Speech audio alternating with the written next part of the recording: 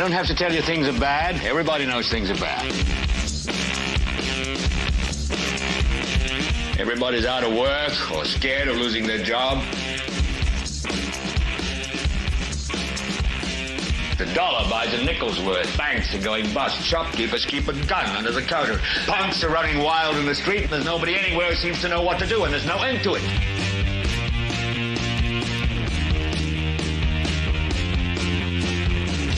The air is unfit to breathe, and our food is unfit to eat. And we sit watching our TVs while some local newscaster tells us that today we had 15 homicides and 63 violent crimes, as if that's the way it's supposed to be. We know things are bad, worse than bad. It's like everything everywhere is going crazy, so we don't go out anymore.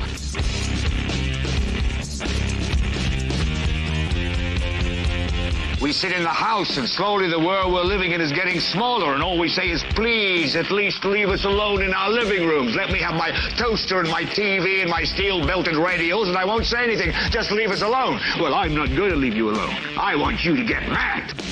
I don't want you to protest. I don't want you to riot. I don't want you to write to your congressman, because I wouldn't know what to tell you to write. I don't know what to do about the depression and the inflation and the Russians and the crime in the street. All I know is that first, you've got to get mad.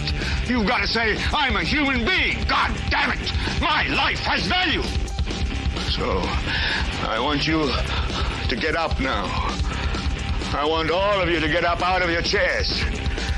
I want you to get up right now and go to the window, open it, and stick your head out and yell, I'm as mad as hell, and I'm not going to take this anymore. No more. Welcome, ladies and gentlemen. This is the Political Spotlight, and I am your host, Kristopher H. Bilbrey. Welcome. We are so happy to see you. We understand that you could be anywhere, but you have chosen to be here with us, and we are absolutely thrilled. You guys are fabulous. Fabulous. This is the Political Spotlight, and we've got a lot to cover this evening, folks. This is going to be a jam-packed show, a very big show. I wish I could spin around like Mr. Ed, but you got the picture. Producer Kate is down at the controls doing what she does, making this thing pop up, and we would ask that you please consider going through and clicking all of those things on the YouTubes and the Rumbles and the Facebooks and the X's. And if you're not following us or subscribe to us, please do that. It doesn't cost you a damn thing. And let me tell you, you come here to hear it at nighttime, so you'll know what everyone is saying. You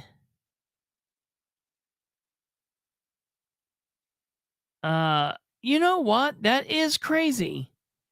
You come here so you know what is going to be talked about tomorrow morning. I just got a message from someone who had put in some chats over here before the show, and bizarrely they were. I looked, and then they were not here. I don't understand. That is very strange. YouTube does the craziest crap. I've literally put stuff in before the show, and I have it delete. Has anybody else ever had that? That is so weird. I do not understand that. That's funky. I don't know. Very weird. Well, we will get to the bottom of that with YouTube and try to figure it out. All right. Well, welcome, ladies and gentlemen. We have a busy show, and we're going to get to it. I do want to remind you before we get into the show that it is obviously tonight is Sunday night as we are bringing this to you live. Okay. You could be watching this at any point in your life in the world. You could be watching it live. We're hoping that you are watching live. If you are watching live, please communicate over here along the side with us. We love to hear what you've got to say, whether you agree or you disagree, whatever your thoughts are. We love to hear it. That's fantastic. Or if you're watching in the future in the future or the past. I don't know. If you're watching later on replay or repeat, then you'll want to comment down here in the comment section below. Hello, Mary Nicholson. I was just talking to somebody about you a few moments ago. We're going to have to try to schedule some kind of a get together with you to pop back on around Halloween time, because it will be our 3rd year in a row. And that'll be like the first time I've ever done anything like, 3 years like that. We've never had anything like that on the show that we've done consecutively. You will be the longest, most consecutive thing that we've ever actually done in any of my broadcast years. If we have you back on the show for a 3rd time, that would be wild. That's exactly right, Diane. 100% live or Memorex. Hey, it's good either way. But you want to catch it live, or you want to catch it at least as close to live as possible. That way, when you go into work tomorrow and when you're flitting about in Muncie and in Anderson and in Henry County, you will know what the people are talking about, folks. Yeah, Joe Black, I have a joke for you that somebody, one of our good and amazing viewers, Les C. Cloud, I had actually written in and posted a joke, and I saw it earlier. I thought it would pop up here, and the joke was amazing. It said specifically for Joe Black, so I'm going to read it to you now.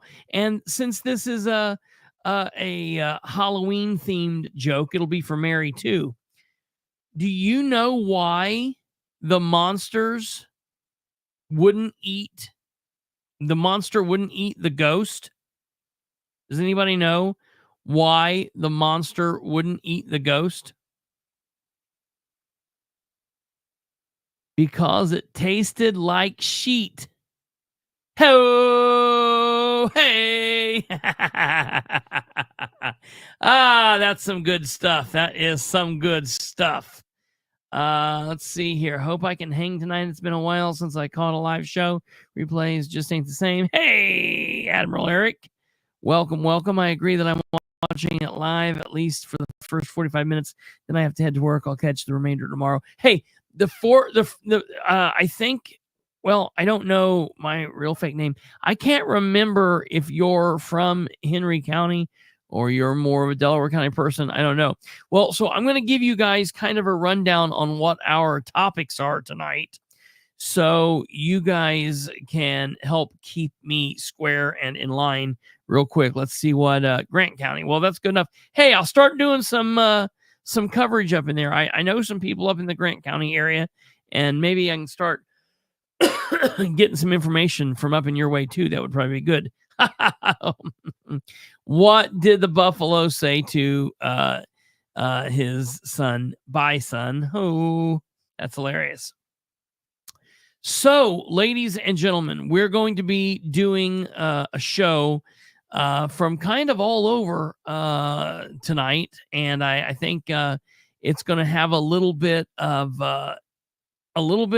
everything for folks. So I think that everyone's going to be everyone should be pretty happy with tonight's coverage, because we're going to be talking about a little bit of it all.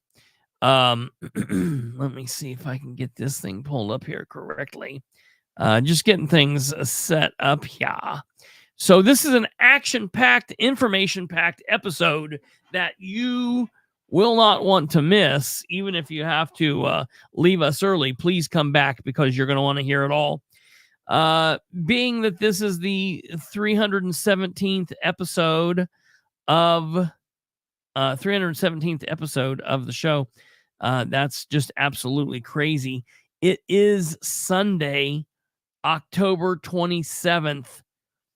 I cannot believe that, ladies and gentlemen. That means we are down to 9 days. 9 days. Can you believe this? 9 days. Holy crap. What can you imagine what it'll look like when it does this one day, the Monday night before the show? That'll be nuts. And then all day election day, it'll look like this: general election day, Tuesday, November 5th, 2024, 6 a.m., 6 p.m. Get out and vote. And then that night, it'll look like this. And now we wait for the results. Man, oh man, oh man, oh man. That's crazy. But ladies and gentlemen, 9 days until the big day. And let me tell you something. That's absolutely crazy. Well, 8 actual days. I'm counting, we're here. I'm counting this. When you wake up tomorrow, there will be 8 days. It is what it is, because there's like some actual hours and stuff in there, since election day doesn't start until Tuesday the 5th at 6 a.m. So that is very important. There's a problem with this that may throw you all a little off there, Christopher. Mm-hmm. Because next Sunday we have daylight savings time. Yeah, it's that day. It's for everybody that hates that. Because I mean, that coming right before election day, I'm actually kind of worried about you. I know it's not a good thing. I'm definitely not happy about it. How many people are not happy about next Sunday being daylight savings time? Holy crap, man. We normally gripe about that so much. Like, that's something that I have absolutely talked about. That, Diane, I got to tell you, I am starting to think that it is not going to be a close one. I think that we will know. I think that there will be legal nonsense that will happen and go on, but I think that we're going to have a pretty good understanding of what's going on that night. I absolutely do. I truly do. Let's just hit Joe Black's joke here really quickly. A man walked into a library and asked the librarian, "Do you have any books on Pavlov's dogs and Schrodinger's cat?" The librarian replied, "It rings a bell, but I'm not sure if it's here or not." Hey-oh! Now that is a joke. That is a joke. I love it. That's really good, Joe Black. I've never heard that one before. That one's really funny. I think that would be a joke that Brando would like if he's out there watching. Kate, I sent you those 3 pictures, ma'am. Thank you. Okay, so I want to talk to you guys here about the show. We are going to start off talking about commenting on a recent federal criminal filing resulting from a use of force incident in the Henry County, Indiana jail. And calm down. No. Unfortunately, it's not against Henry County Sheriff John M. Sproles, as it should be, even though we think and we know that it should be. It's against, unfortunately, Curtis Dougherty for his use of force incident against Matthew Flick. And so we're going to talk about that. I'm going to give you my thoughts on this newly charged federal criminal count, which is crazy to me. We're going to be comparing and contrasting it with the Sproles Neal incident from July of 2023.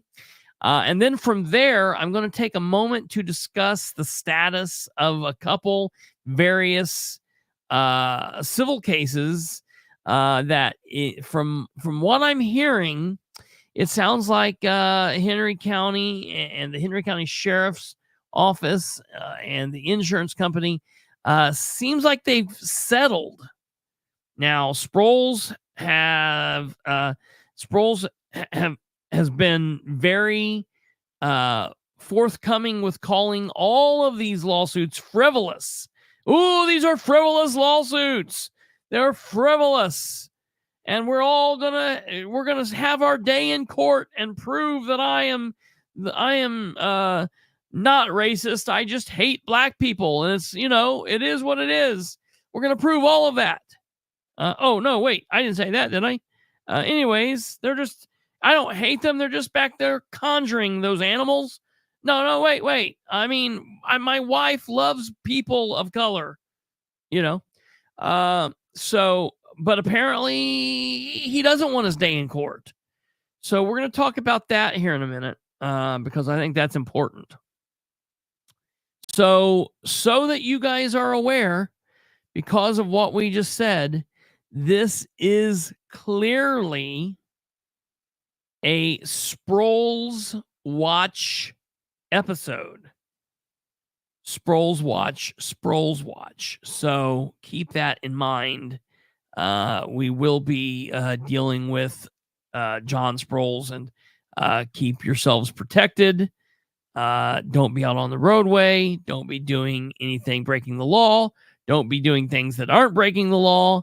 If you live in Henry County, please protect yourself and deal with all of that accordingly, because at least for the next little bit, we are under a Sproles Watch 2024, ladies and gentlemen.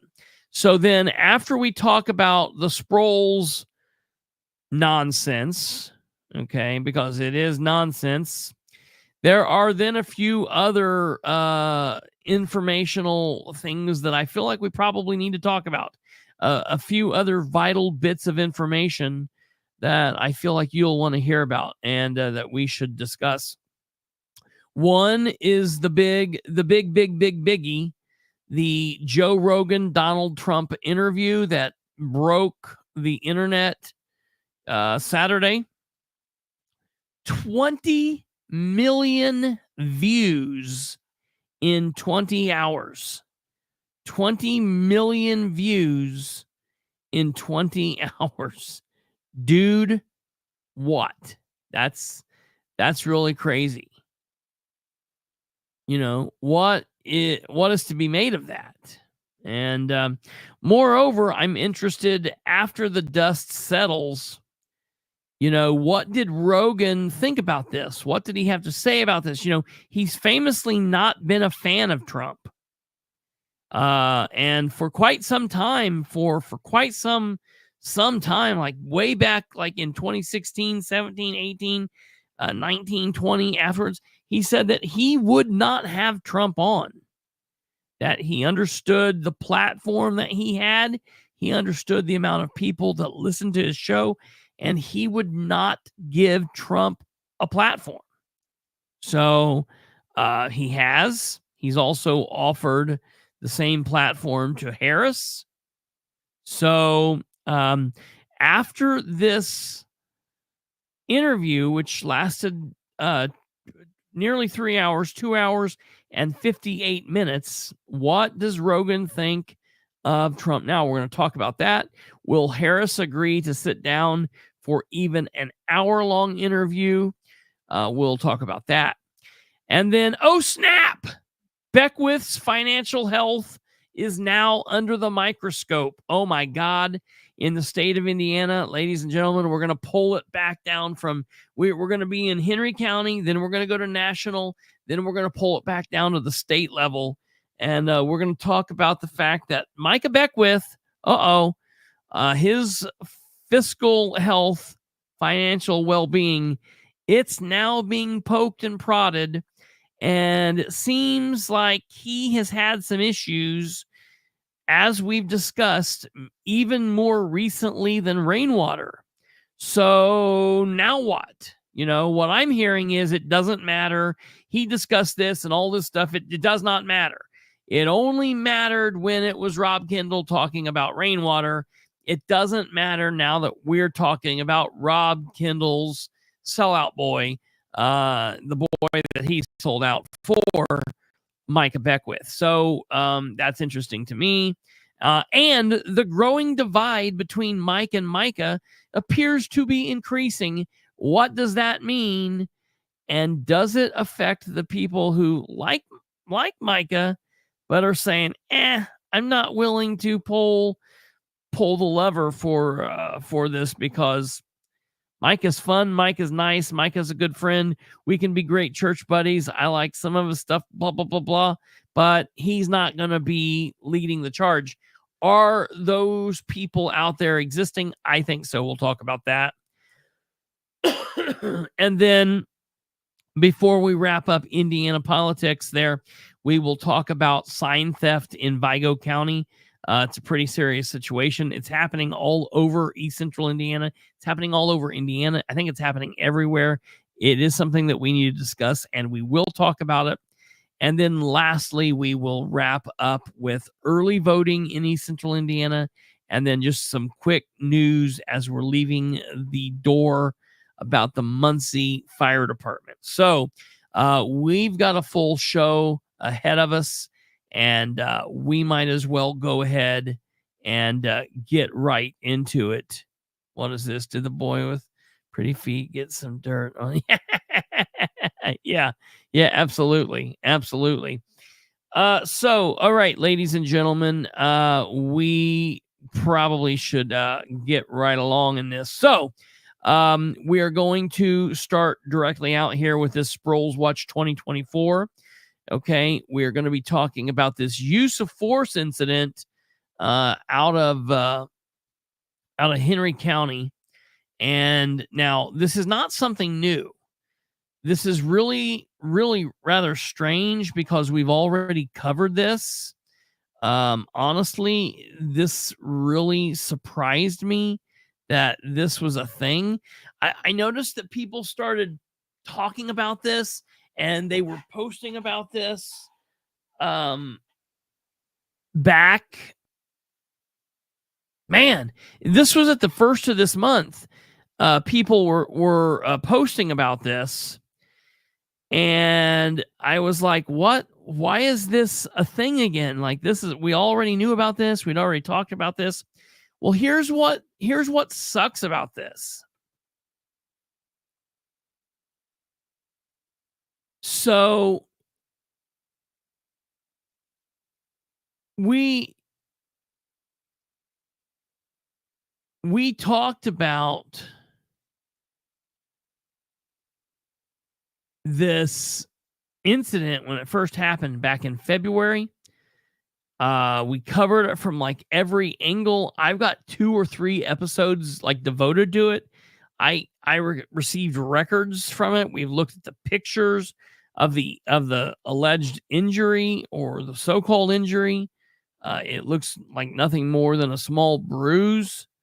And so we talked about all of this. The fact that there was a criminal case that the Henry County Prosecutor's Office under Mahoney filed a criminal charge at the state level against this former Henry County corrections officer.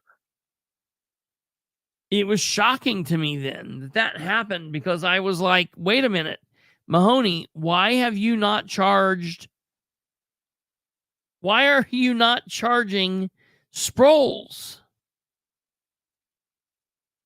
Like, this is nuts. All right.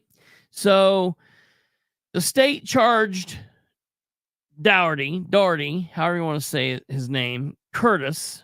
And what's really interesting to me, what's really interesting is, well, first of all, let me go through and read you the straight news article about this. So from the Star Press, and this has been posted everywhere, everyone's had a run at this. This says, Muncie man / former Henry County jail officer faces federal count over abuse of inmate. Okay. Now that headline is really reaching. You know, when I hear abuse of inmate, I think about what the Henry County Sheriff's Department and its employees did to Miss Stacy. the woman who was tied to the chair, and they did and said things, psychologically torturing her, physically torturing her, and don't get it twisted. Torture is the word. To me, that's abuse of an inmate. Now, I'm not happy with what Curtis Daugherty did. So, I want you to be clear on that. I'm not happy. Number one, I don't know that it required him being fired. And it certainly didn't require a criminal charge. Okay? But what I think is interesting here is the extra pieces of information that are in the puzzle. And let's listen. A Muncie man who had worked as a corrections officer at the Henry County Jail now faces a federal charge over his alleged abuse of a prisoner. Curtis Levon Daugherty, 27, is accused of shooting a prisoner in the back with a gun that fires pepper balls, with a pepper ball gun, which burst and create a cloud of pepper irritant. The incident allegedly happened on February 13th of 2024. According to a news release by the U.S. Department of Justice, inmates at the Newcastle jail had been moved into a holding area of the facility's recreation yard while the cells were being searched for contraband. When an inmate who was seated turned his head away from the wall he had been directed to face, Daugherty, without warning, shot his pepper ball gun at point blank range into the inmate's spine. I mean, man, they are really, really making this sound like a horrible situation, which it's not pleasant, but they're really laying it on thick here. Into the inmate's spine, the release said. The incident caused bodily injury to the inmate. Prisoners reported the incident to the jail commander, and Daugherty was removed from duty that day and fired the following day. After Henry County Sheriff's deputies conducted an investigation, Daugherty was charged with battery resulting in bodily injury, which is a misdemeanor carrying up to a year in jail in Henry Circuit Court 3. However, the case was later referred to federal authorities, and FBI agents joined in the investigation. Daugherty was this month, on October 15th, charged in the U.S. District Court in Indianapolis with deprivation of rights under color of law. That was the one charge he was charged with. Okay. Which carries up to a 10-year federal prison sentence. Holy crap. In a court document signed on October 11th, which I think I dispute, maybe it was, maybe it's not, Daugherty agreed to enter a guilty plea to that charge. A sentencing hearing has not yet been scheduled. What do we have going on here? What do we have going on here? This is very interesting. So now, I want you guys to see this. Okay. I don't know that anyone else has put this out here. And I will be posting this on social media when the episode is done. But I actually have the federal charging information and the plea agreement here. So we're going to look through this. Okay. And so essentially, ladies and gentlemen, what I've put up there on the screen for you to see is the first page. It's one of one. It was filed in the Indiana, United States District Court of the Southern District of Indiana in the Indianapolis Division. It's United States of America versus Curtis Daugherty. All right. It was filed on October 15th in that court. We can see it's been filed and timestamped. All right. For one count of deprivation of rights under the color of law on or about February 13th, 2024, in the Southern District of Indiana, the defendant, Curtis Daugherty, while acting under the color of law as a correctional officer for the Henry County Sheriff's Department, willfully deprived pretrial detainee, and they call him MF. We know that to be Matthew Flick, of the right secured and protected by the Constitution, the laws of the United States, to be free from deprivation of liberty without due process of law, which includes the right to be free from unreasonable use of force by a law enforcement officer. Specifically, Curtis Daugherty used a pepper ball gun to shoot Flick in or about his back without legal justification. The offense resulted in bodily injury to Flick, all of which is a violation of Title 18, the United States Code, Section 242. Okay?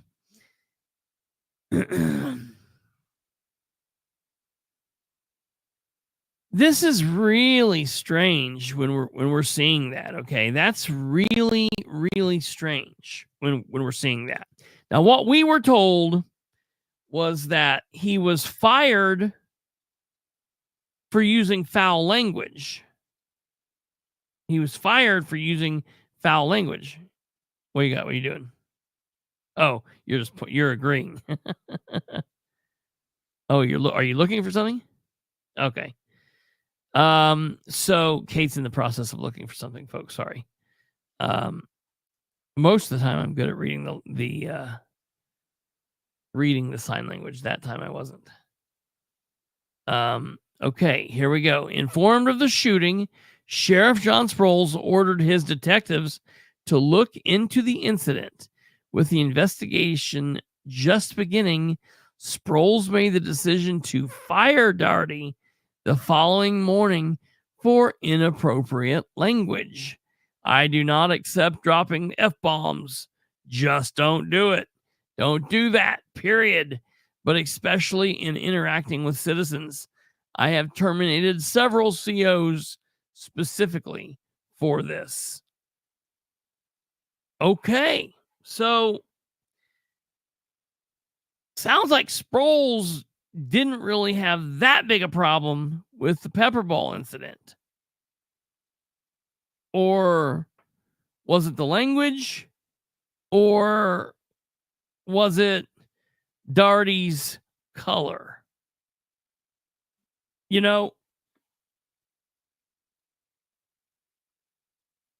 I have to say, I am not a big fan of talking about race, and I don't attribute race to everything because I don't see things like that.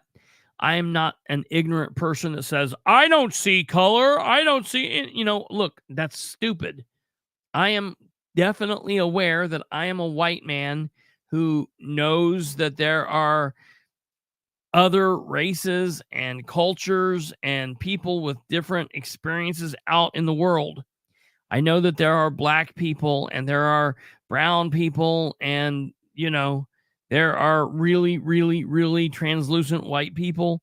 You can kind of see through them sometimes. That's really weird. I understand that there are all kinds of people in the world. And I do my level best to treat everybody as equally as I can. I'm friends with all types of people. I promise. I got a picture to even prove it. Like they often say. One of the things that I feel like is important because of Sproles' background. Now, listen, this is not something that I would normally do, but all of you out there are aware of Sproles' background. Okay.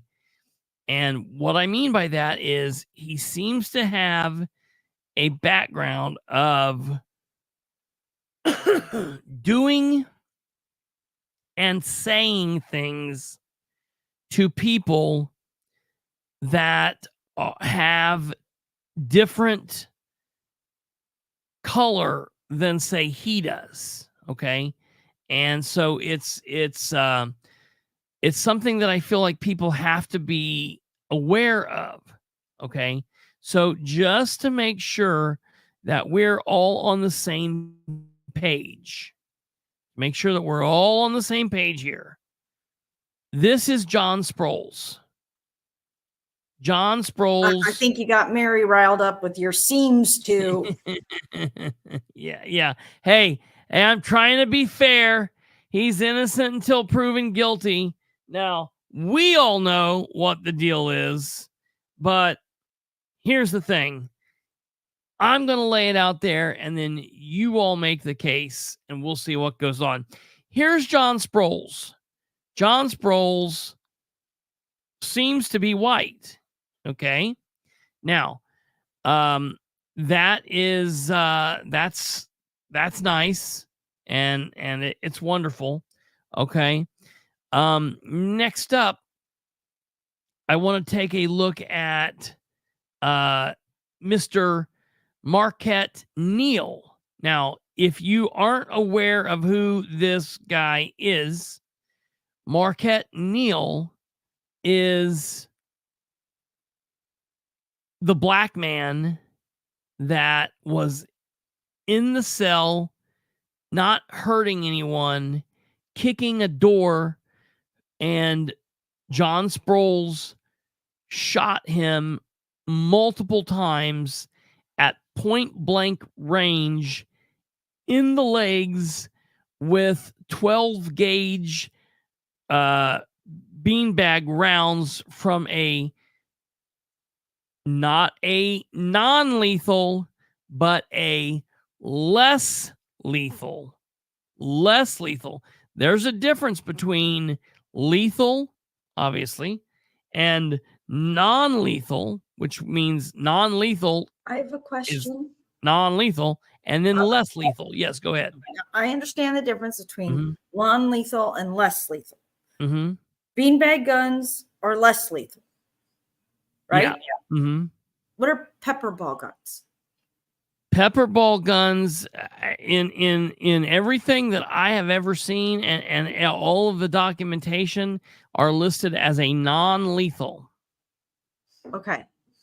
I imagine there's a way in which something could happen. I imagine I could shoot you with a pepper ball gun, and the pepper ball gun could cause you to choke and maybe aspirate or have a heart attack. Allergic reaction or something, but that's like a secondary cause from the gun. I don't know that the action of getting hit by the little pepper bullet can kill you. I mean, it's not gonna go through you. It might bruise you. It might darken or discolor your skin, and it's gonna sting for a minute, but it's not gonna break any bones or anything. Okay. So the one Dougherty used, or however, I'm sorry if I'm mispronouncing his name. I'm not sure how to say it. The one he used was non-lethal, as opposed to the one Sheriff Sproles used, which was just less lethal. Yeah. And the reason it's called less lethal is because those beanbag guns have killed people before. Okay. Thank you for Yes. clarifying that. I just wanted to be sure. Mm-hmm. Mm-hmm. And that's a very good question that Kate brings up there, and it's very important. Number one, because I don't believe that there have been any reports of people dying from pepper ball projectiles. Matter of fact, if everything is from the documentation that I received, Matthew Flick did not go to the hospital. Okay.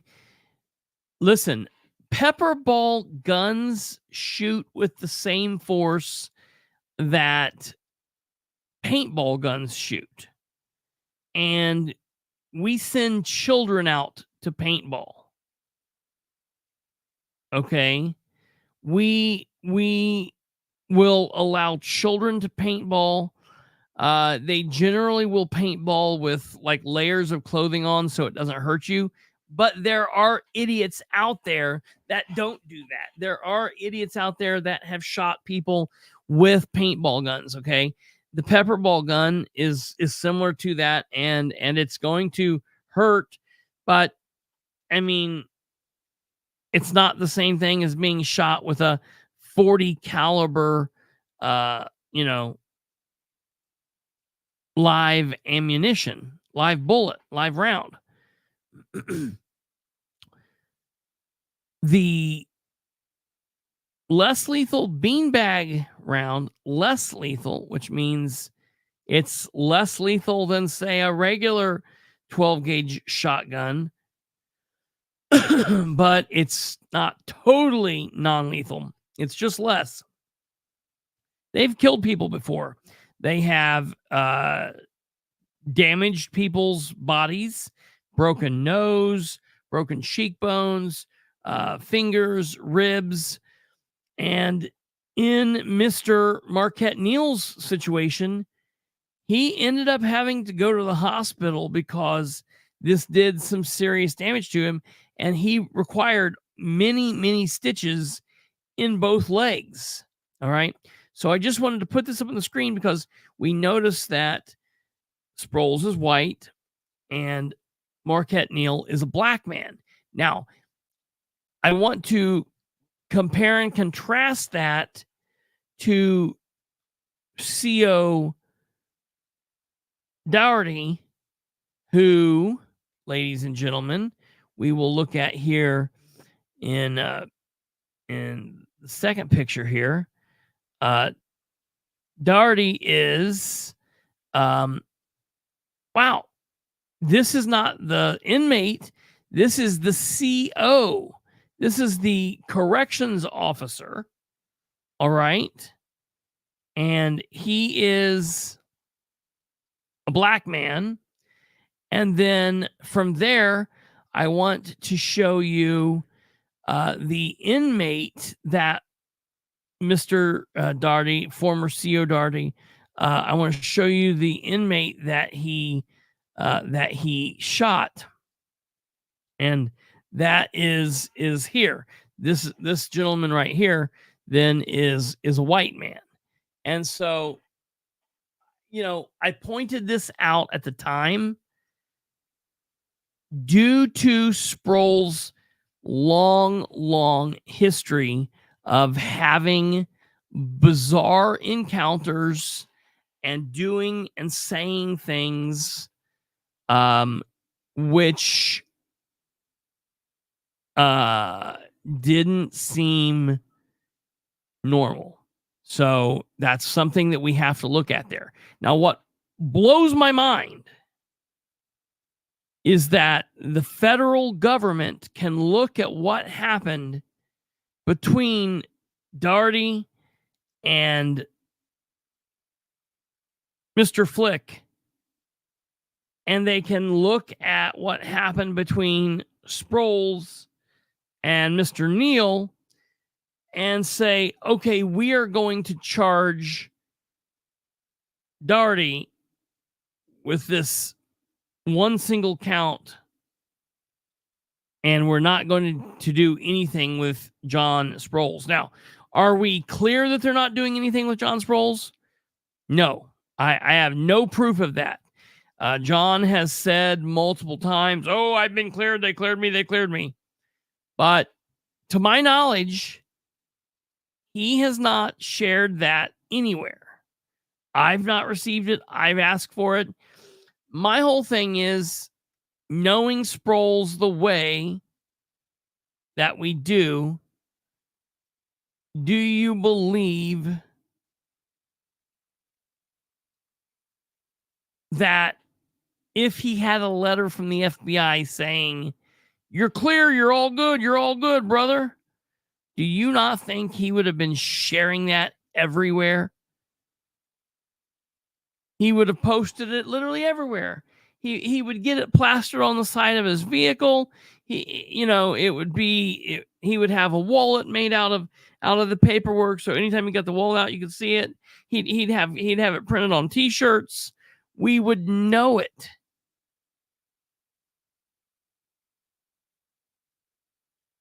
So that's just something that I want you guys to be aware of. Now, well, he is a good Christian man. He surely would not lie to us. Yeah, well, yeah. Yes, Diane, you're exactly correct. Absolutely. Now, what I find odd about this is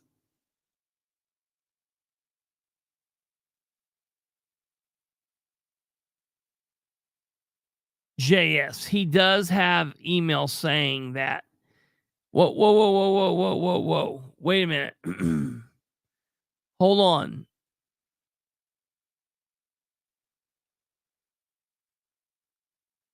JS. I don't know who JS is, but that's fine. I mean, I don't need to know who you are specifically, but JS, he has an email saying what? And when you're saying you're saying Sproles has an email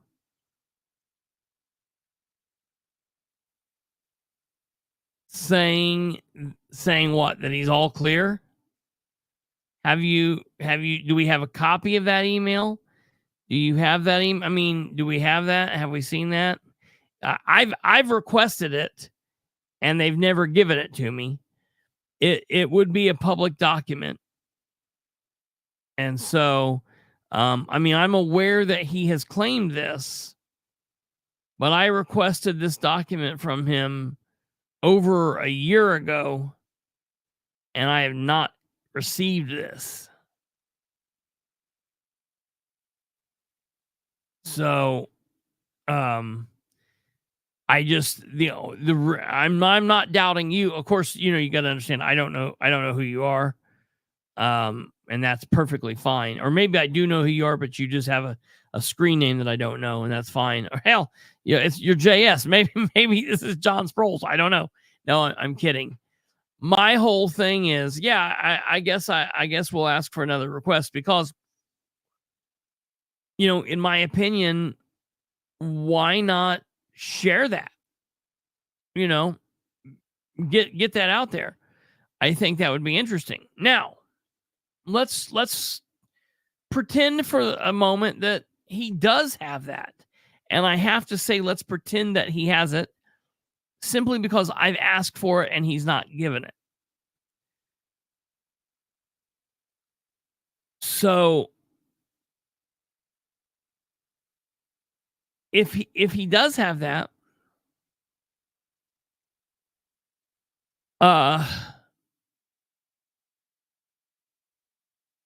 you would think that you would want to spread this out, but moreover, like say maybe it does exist. That doesn't mean that the FBI has done the right thing. Maybe they just said, whatever, and overlooked it. Who knows? But I'm just telling you,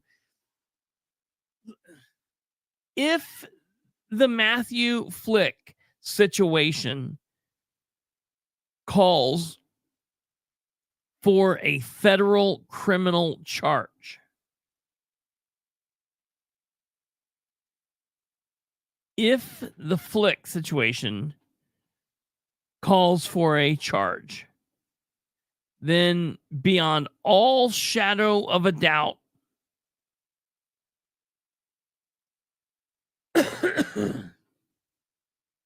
Sproles, Marquette Neal use of force incident would definitely be deserving of that charge as well.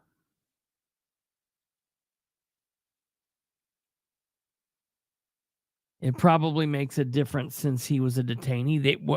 What do you mean since he was the detainee? They were both being detained.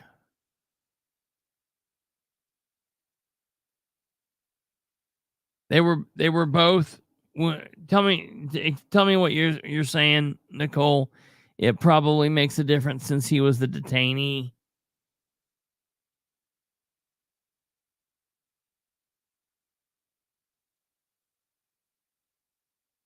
I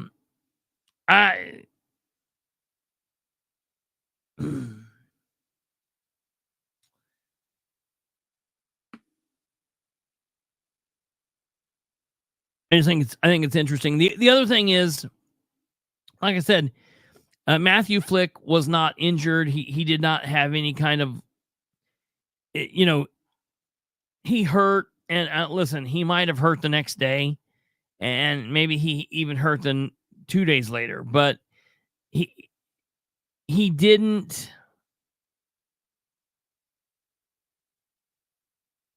He didn't go to the hospital. It didn't alter his body in any way. He didn't get stitches because of it. So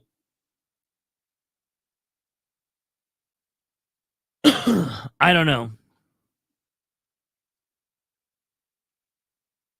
Because I don't know if that's necessarily true. I mean, we all as Americans have rights that you can't be unduly punished or cruel and unusual punishment. Yada yada yada. But when you're saying detainee versus an inmate,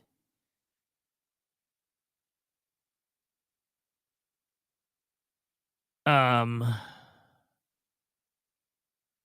don't know.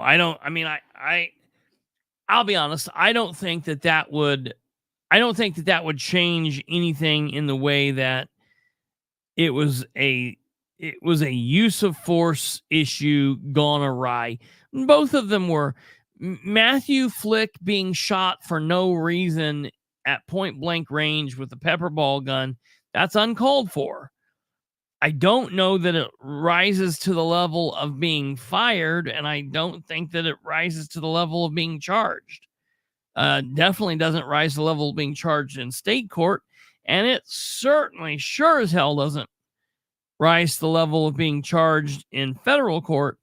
But if you're going to charge Curtis for shooting Matt, there is no way you don't charge Sproles. That's absolutely crazy. Now, when we say there's a reason that this incident was able to go federal and the other did not, it very well simply could come down to the person who investigated one didn't investigate the other. I mean, when you're talking about investigations in law and things like that, it's all seems simple. It's in black and white. It's right there. It's what's on the page. But as we all are aware, it's all open to interpretation. And you could take one attorney, one judge, one prosecutor, one police officer, and read it.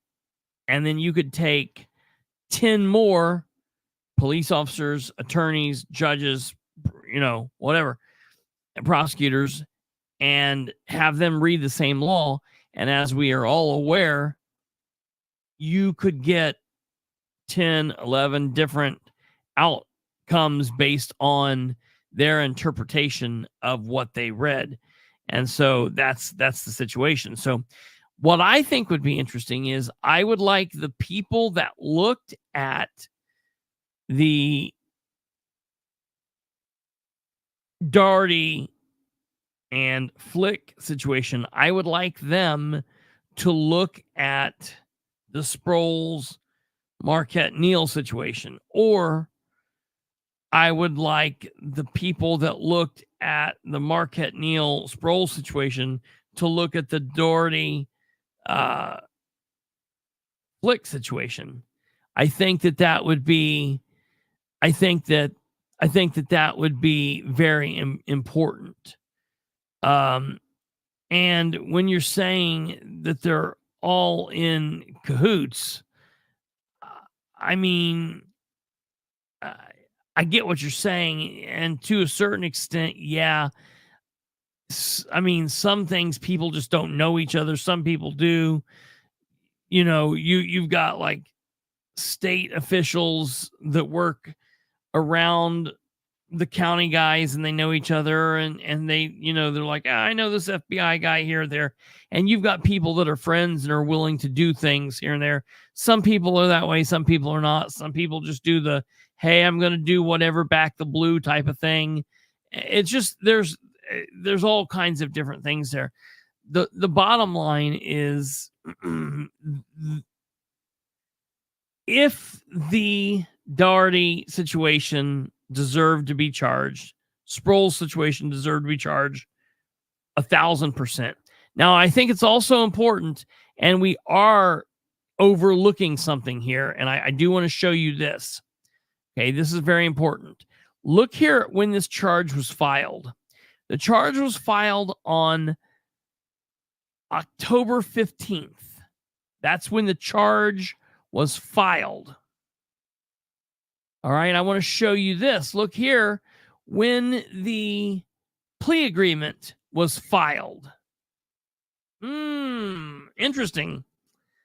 The charge was filed on October 15th, and the plea agreement was filed October 15th. Well, let me tell you what this looks like to me. And I'm going to, this is a little bit of a conspiracy theory, kind of like it's a little bit of like, maybe we're going off the rails here a bit. But I was talking to a source through text message, and this person sent this to me, and I have to say, I absolutely agree with this person's take on this. Okay, I agree with this. The feds do things a little bit differently than what state police or local police, city or town or county police do. There are different things that happen with that. So there are a little bit different scenarios. In local situations, there will be a crime. The police get called. They investigate. They walk all the way through it. They find, a suspect. They see if they've got probable cause. They can make the arrest without warrant, or they go get a warrant. They arrest the person, yada, yada, yada, and that's it. The person's charged. The federal level, they do things a little bit differently than that. And it is interesting to see how they play out. But what's funny here is the fact that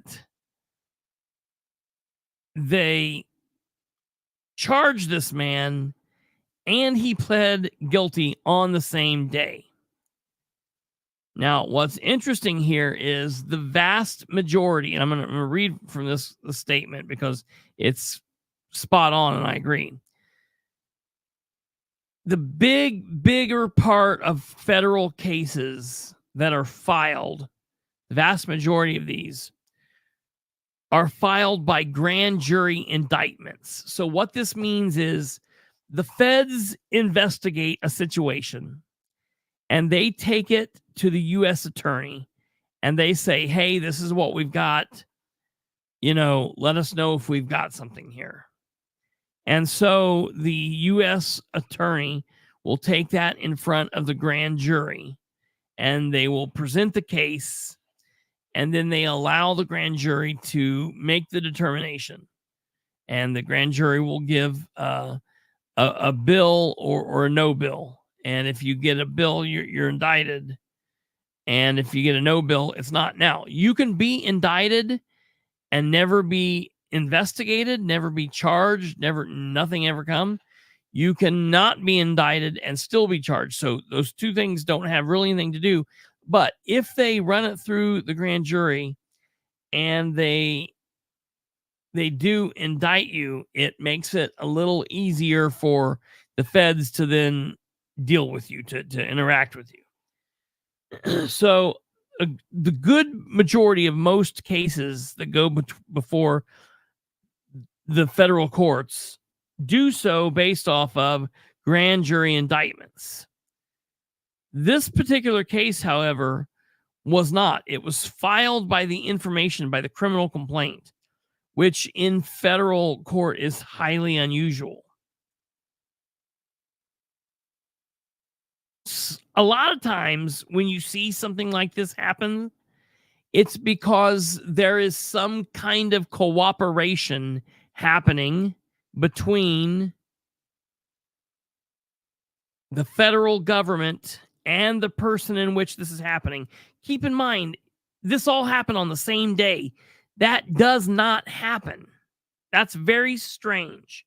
Normally you're charged, you go to court, or they get a warrant, they arrest you, you go to court, you're arraigned, they talk to you, and then months out, you file your plea agreement or whatever. Sometimes years. It generally is not happening at the same time. So what that leads me to believe, and it leads this other guy to believe, is that the federal government was talking to Mr. Daugherty before they charged him, or else there's no other way they could have had a plea agreement the same day. You understand what I'm saying? For him to plea the very same day that he is charged, they were talking to him before time. Now, there's really only limited reasons to do this, because in the grand scheme of things, this is not that big of a case. It is, it's important, it's bad, but we're not talking about murder here. We're not talking about extortion of hundreds of thousands of millions of dollars. We're talking about a man shot a paintball bullet at another individual, and it made his skin pink for an afternoon. That's what we're talking about. It's not even as severe or serious as Sproles shooting Marquette Neal. What Sproles did to Marquette Neal was way more serious than what Daugherty did to Flick. Okay, it is. So it's really strange here seeing this. So if there's cooperation between the feds and Daugherty, why? For what? For what reason? For what reason is that happening?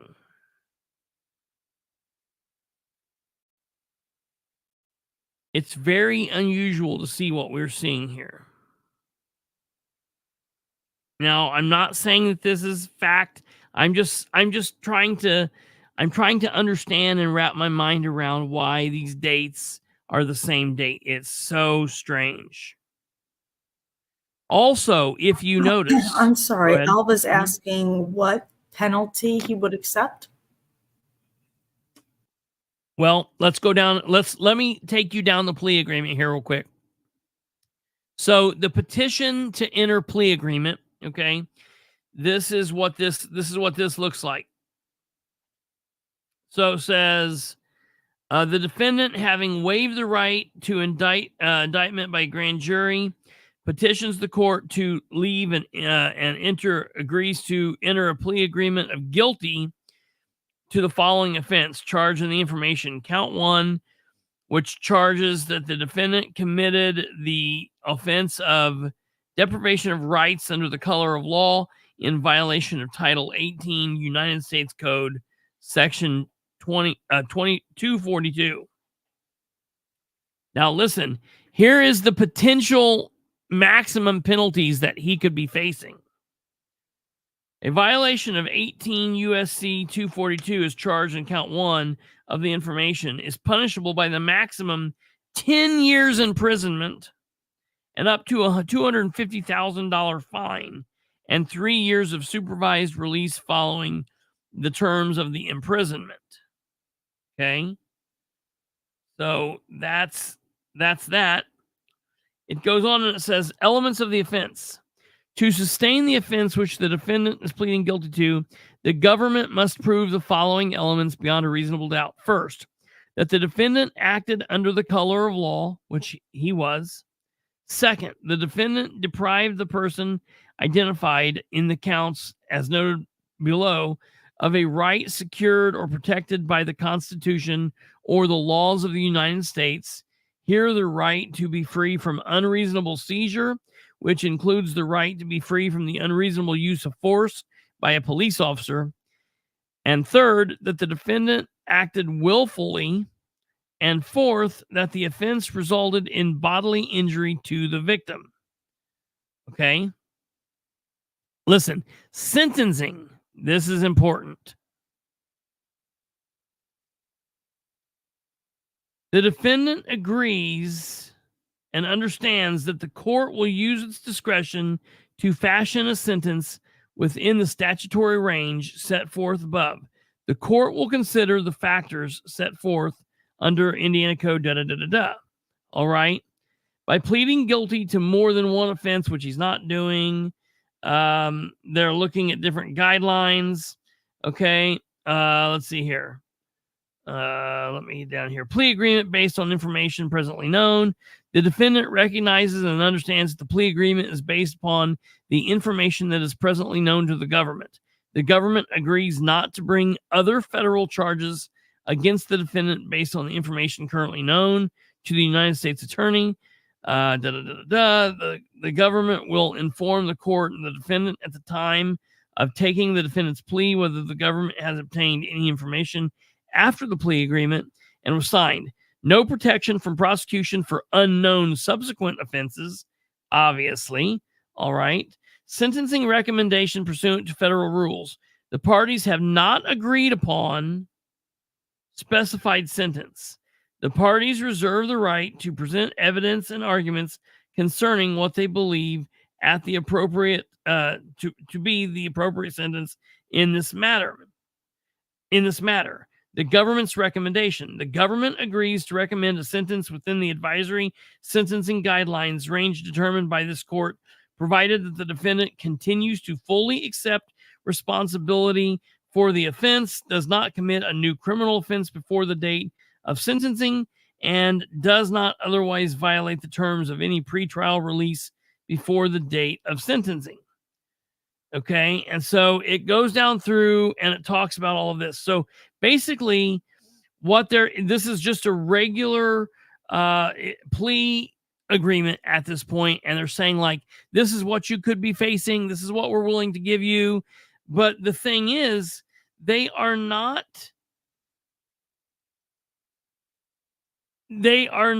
looking at like a time. So they have not set a date for sentencing, which is another situation where it could prove that he is cooperating with the government.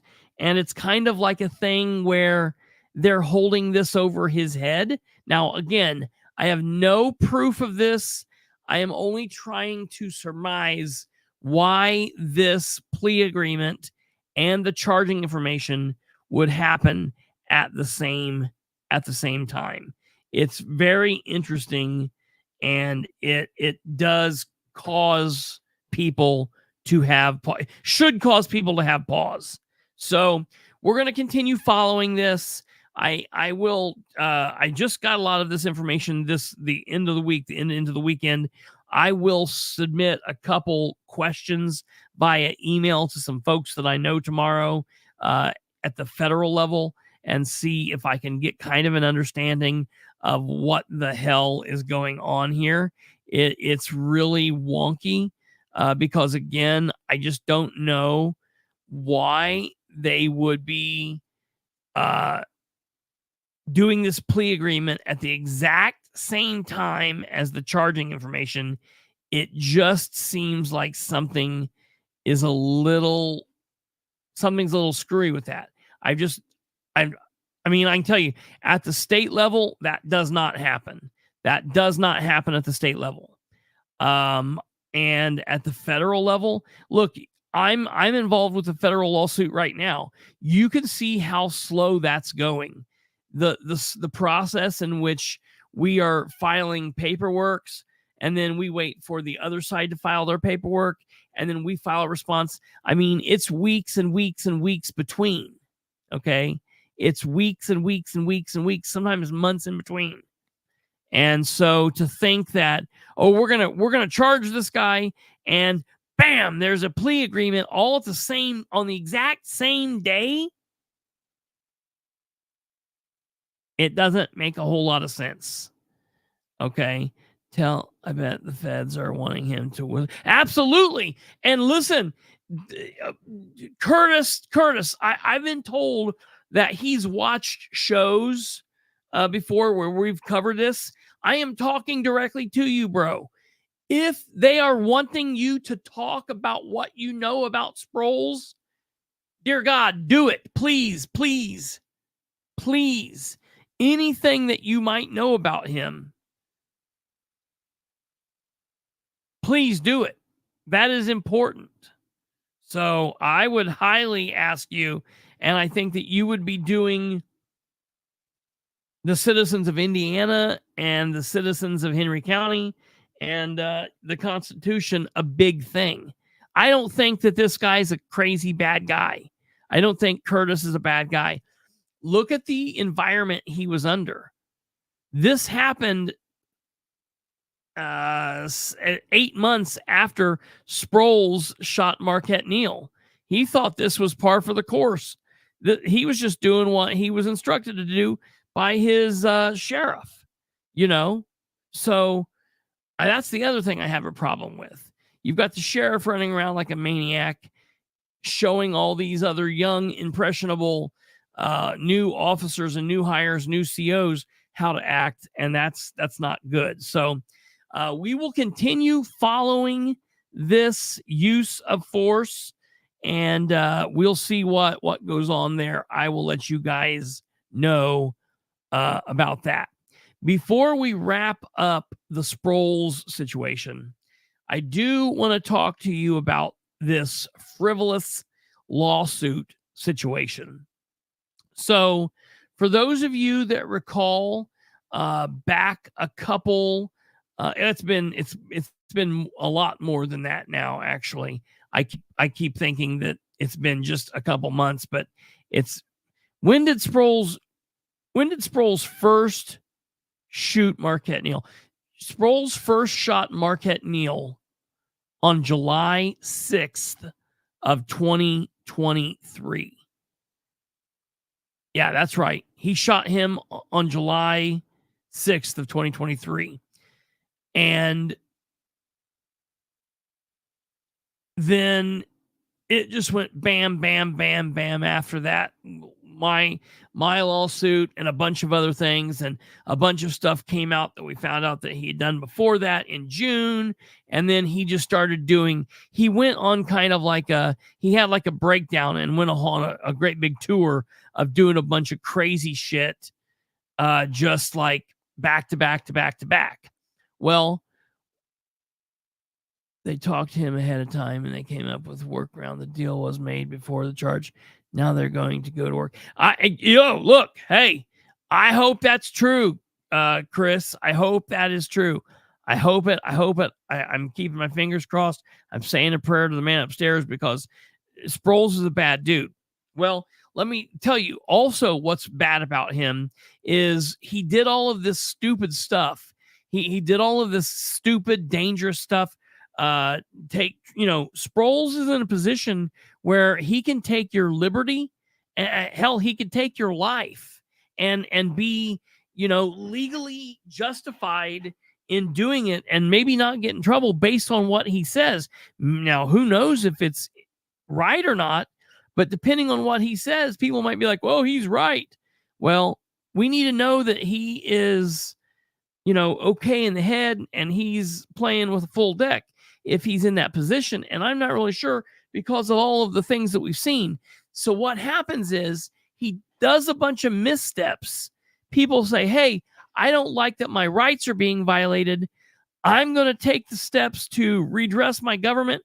I'm going to file a lawsuit. I'm going to go through the steps. Well, what happens is you can file a lawsuit in state government. You can file a lawsuit in federal government, or you can file a tort notice and then file the lawsuit. Well, folks, when all of these people filed this tort notice, everyone started taking notice of this. And this came out in a news article. This was back in May of this year. Of course, we've all covered this, but this is why I'm telling you this. Henry County Sheriff facing tort claims and policy terminated. Insurance canceled upon mounting legal issues. Now, what I hate about this is this does not include my court case because mine was an actual federal court case. This article only talks about the tort claims. Okay.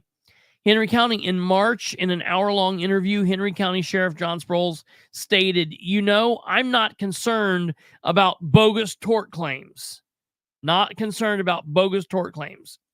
Sproles had only been a police officer or sheriff's deputy for 3 years in 2022 when he easily won the Republican primary, which featured 4 contestants, and then he went on to become the sheriff. Keep in mind, a majority of the county did not vote for him. A mandate, the majority of the people said, we're not voting, and they did not vote for him. Out of 48-some thousand registered voters, only 9,000 people voted for him. So 40-some thousand did not, Notice of tort claims have been issued to Sproles' department in an abnormally high amount in the 16 months since he took office. At the time of this article, it said there are 12 claims as of Thursday, and the issue has grown costly. Additionally, it has affected Sproles' ties with other county leaders. Sproles says, there's been no judgments against me, no claims paid out. These will all see their day in court. Here, the sheriff is not being forthright. The insurance company has offered settlements, and the attorneys have been employed on behalf of the county. However, as of yet, there have been no verdicts or jury awards. Pursuant to Indiana law, one must make a claim against the municipal government within 6 months following some kind of loss or harm that only holds open the plaintiff's option to file a lawsuit. Okay. The insurance terminated their policy with the sheriff's department because they said that he was too much. So that looks bad. That looks really, really, really bad. All right. Now, this list goes down and it points out the various folks that have filed, at least at this point, tort claims against Sproles. Atwood v. Sproles, Baker v. Sproles, Neal v. Sproles, Humphreys v. Sproles, Winston v. Sproles. All right. And it just goes on and on and on and on. Besides that, I myself also filed a lawsuit. Now, my lawsuit is currently working through the legal system, and we are set for trial in the spring of 2025. unless something changes or happens between now and then, which I'm sure it will. As of right now, that's what's going on. It has been brought to my attention, ladies and gentlemen, that the Henry County government, the Henry County Sheriff's Department, the Henry County Sheriff, and the insurance company, some combination of all those people, have settled 2 tort claims. They've settled two tort claims. What I have to say is, wait a minute. You settled these. Why did you settle them? The only reason to settle something before going to court is because you don't believe you're going to win. Now, he promised us. He promised the people of Henry County. He promised everyone who he made life harder for because all of this stupid crap happened and he lost the insurance and all the stuff was costly. He promised everybody that this was all frivolous and it was nothing. You know, that's one of the big things that he said. That's one of his big arguing points, is that nothing has been paid out. You know, I'm not concerned about bogus tort claims. No judgments against me. No claims have paid out. These will all see their day in court. Except when he settles with, at least at this point, 2 of them. Now, I can't go into any further detail on this because of the legalities, but I can tell you this.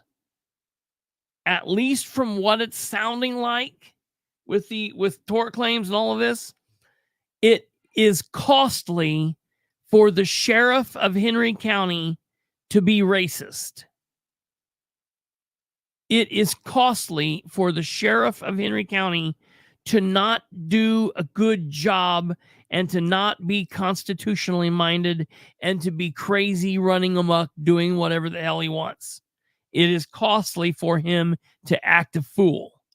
So I highly, highly, highly would ask him, would advise him, would tell him to stop, because you're only going to be hurting the citizens of your county and your county and the men and women on your department, because your county's tax dollars and all of this money are going to be going to people who you screwed over, rather than going to things like raises and cars and 24-hour chairs and things like that, mirrors for your workout room.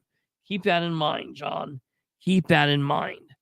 When he calls these frivolous lawsuits, this guy is a complete jackass. Okay? And ladies and gentlemen, that is going to do it for the Sproles Watch. So for those of you that have been patiently waiting for Sproles information, we've just done about an hour and 23 minutes there. We will have more Sproles information for you as it comes up. I will definitely have more information on Sproles as we move in to the winter months and into the spring, and we get closer to what could be a court case on, wrapping up in our court. So I will keep you posted. Now, from there, ladies and gentlemen, we're going to move on to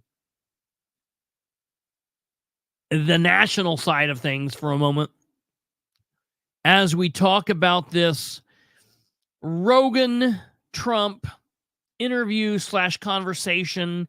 Yes, I saw Tweety Bird earlier say it wasn't an interview, it was a conversation.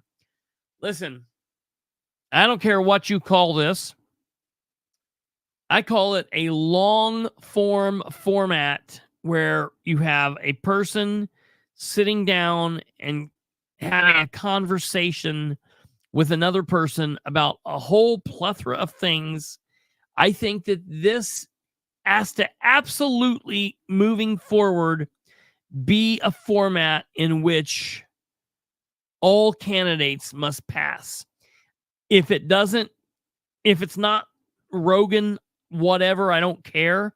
I'm just telling you, if it's Rogan, you're going to get views. People are going to watch Rogan because that's just what happens. I mean, love him, hate him, love Trump, hate Trump, whatever.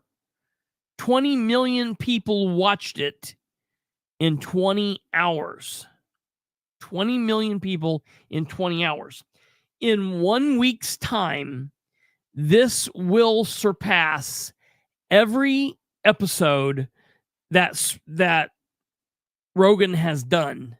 This will be the largest viewed Rogan podcast episode of all time, and quite possibly this could become the largest.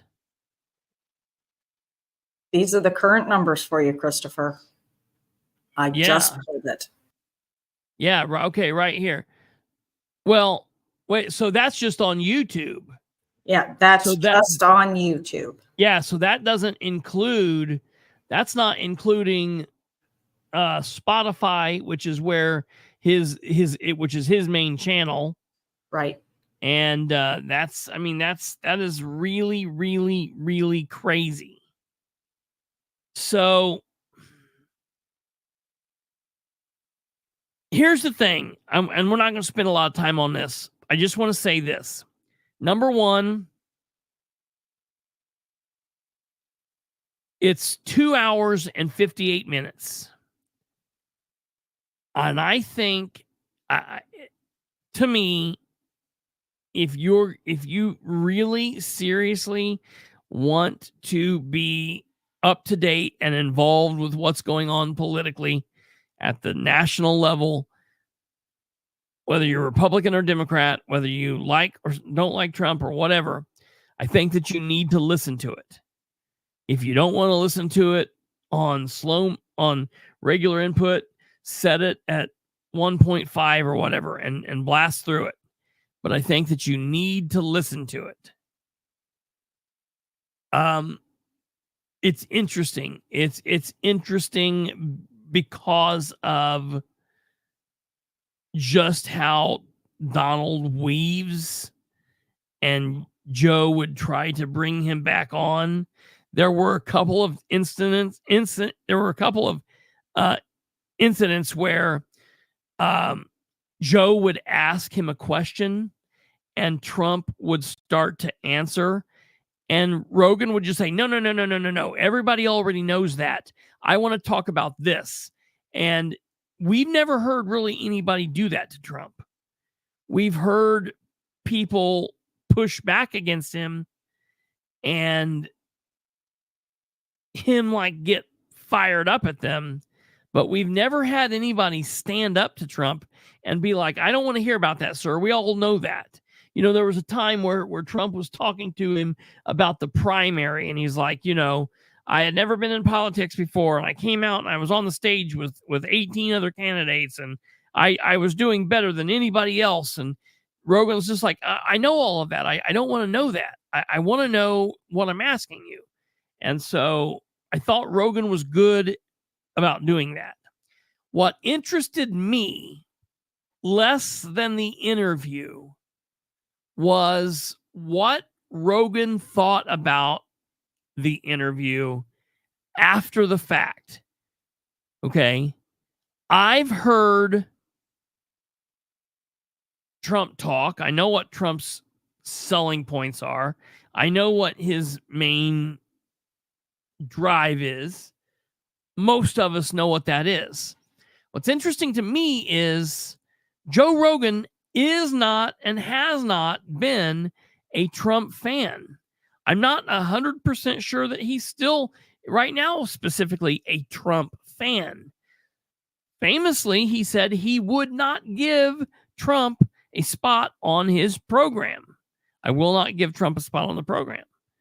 And the reason he said that was, he said, I know the size of the audience, and I know that would be a massive popular show, And I do not know that I want to give him that platform. Look, I can say that I respect Joe for understanding that and considering that. At some point along the way, an offer was made to Kamala, and I thought, ooh, if he's offering Kamala, he's going to have to offer it to Trump. And they offered the interview. The rules were we have to sit down for an hour. I want an hour of your time. Rogan's podcasts are normally anywhere from 2.5, 3 hours, sometimes 4 hours long. He said we at least have to do an hour. Trump sat down for 3 hours. Now, I want you guys to listen to what Rogan has to say about his thoughts. Hold on. Let me get this paused here because I want you guys to hear basically what happened was they did the podcast on Friday and then it aired at midnight on Saturday. And then Saturday night, Joe had to do this UFC fight and he had a couple of his buddies in his studio and they asked him, what's your thought on Trump? What's your thought on all of this? So I want you guys to hear this. Were you at all nervous? Were you at all nervous for Trump? I was definitely hyped up. I was excited because there's a lot of questions I need to answer. Did you feel pressure? No, not pressure. Pressure mean like make sure you covered everything you want to cover. No. Just like I knew what was important. Did you not prepare for necessarily? it? Yeah. Did you ask him why he was so pro-vaccine? No, I didn't. But I also wanted to be rigid because there was a moment where he brought up the polio vaccine. I was like, oh, I don't want to correct him. I don't want to show like when have you ever seen the chart of when polio actually dropped off when the vaccine was introduced? I referenced it all the time. It's all bullshit. Yeah, that's a rough one. When you look at the actual, like, there's a bunch of them. Measles is another one, and you look at what actually happened. Vaccine talk as a exactly, and I don't want to get involved in a podcast where there's a lot of shit I want to get to. I want to know what the fuck is in the JFK files. Ding ding ding ding. That's what we talked about. I didn't see that part because I seen how. Dude, listen to me. I was talking to Kate about this earlier. For about the last 6 months, I have been writing the Trump campaign. I've been emailing just anywhere that I thought was somehow connected to Trump because Trump does weird shit. Like he goes to McDonald's and he works the fry machine and he just does weird shit. So it wouldn't be a stretch to think that if we could get the question in front of Trump's eyeballs, hey, my name's Christopher Bilbrey, and me and my two friends, Kate and Brandon, we would love to have you on our program to talk to you. 15 minutes, 20 minutes, 30 minutes, an hour, 2 or 3 hours, whatever you want to do. We would love that. All right. It would be a big poll. I would talk to Kamala. I would talk to Joe. I'd talk to any of these people because it would be a big poll. First of all, it would be a big poll for us. You get a lot of eyes on the program, but I would be interested. And I'm going to tell you, I have some questions about presidential things, but this would be my number one thing. And honestly, I would ask him on the show and then we'd kill everything. And I'd be like, all right, now tell me what is the deal? This was my thing. When I heard Rogan say this, I was like, my guy, I loved it. A lot of people that are still alive. And I said, okay, so that's why you wouldn't release it, because some of the people that are going to be implicated are still alive. So what that's saying to me is that the government was involved. 100%. Everybody knows. But I said that, and he kind of like danced a little. The politician came out. No, he's real good at, you ask him a question and he starts to answer it, but then he takes you on a totally different route. You got to bring him back in, but you got to be respectful. So it's like, I knew that that's the way he does it, but I'm like, I understand what you're doing, sir, but let's get it back to what I was asking you. You did that a couple times. I was like, I want to know what that first fucking day is like, and I don't think I really got that answer out of him. I don't think he remembers. I think he does. What I'm talking about is like this feeling of, now you have to appoint 10,000 people, and now you have to figure out how this machine works when you've never governed at all, and they don't show you any of that when you're running for president. It's not like a training program like, hey, Brendan, you might be president, so we're going to show you this is how deals get made. I like what he said about John Bolton. He said, yeah, he's a whack job, but you know what was cool about him? When I went to fucking Iran and I had John Bolton, they all knew he was he was ready to drop bombs. He's called him a whack job, but he had his purpose. That kind of mindset. You know, the problem with the Trump stuff is just that the people look at the inflammatory things he says, the crazy shit, and they define him by that. But you also have to remember, this is a very bizarre combination of an entertainer and a businessman. So it's an entertainer that, like, he's like a comedian, man. He says funny shit. He does it all the time. Very funny. He's always, when he makes fun of Biden, constantly roasting. He's funny, man. New York. He's very New York. I miss the fact that the nicknames he gives to people, that they have to be funny. Tim. Yeah. If they weren't, if it wasn't funny, he wouldn't use it. Like Tampon Tim. But my point is, people don't know what to do with that. Yeah. And they want to pretend that all these other people are somehow or another like morally better because you don't get to see the real them. Like, I don't buy that. I don't think you should either. I don't think that's how people really are. I think, and when you see over and over and over and over again, the media manipulating things and lying about things to make him seem way worse than he is. Call him Hitler. You should be suspicious. Yes. You should be There's real a reason suspicious. why they're doing that. Exactly. Joe, they don't want to lose that job, but they're in desperado mode now. Did you have a different perspective after? Like you don't know him well, right? I don't know him at all. But I literally never had a conversation with him other than "nice to meet you, sir." And he complimented me. I said, "Thank you. You're really good at this UFC stuff."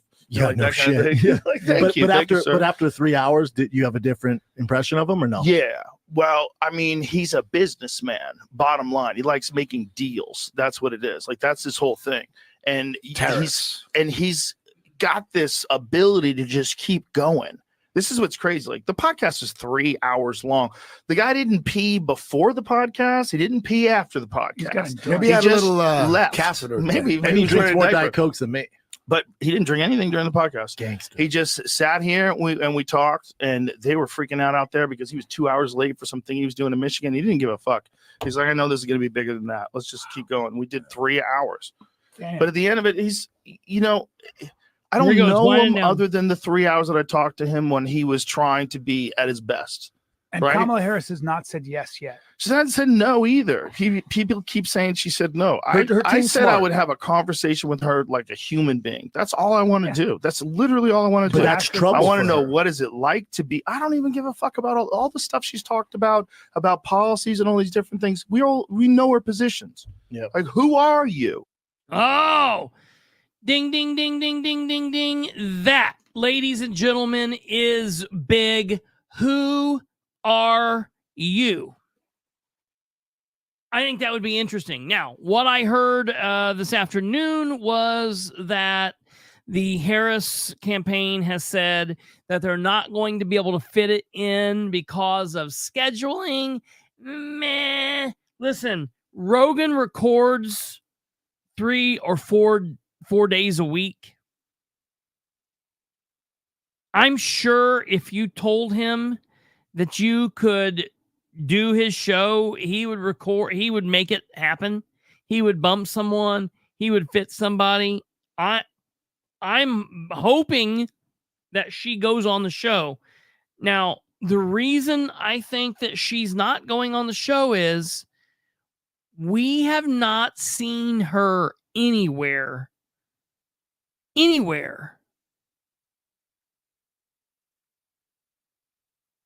for over an hour, for over 20 minutes, 30 minutes.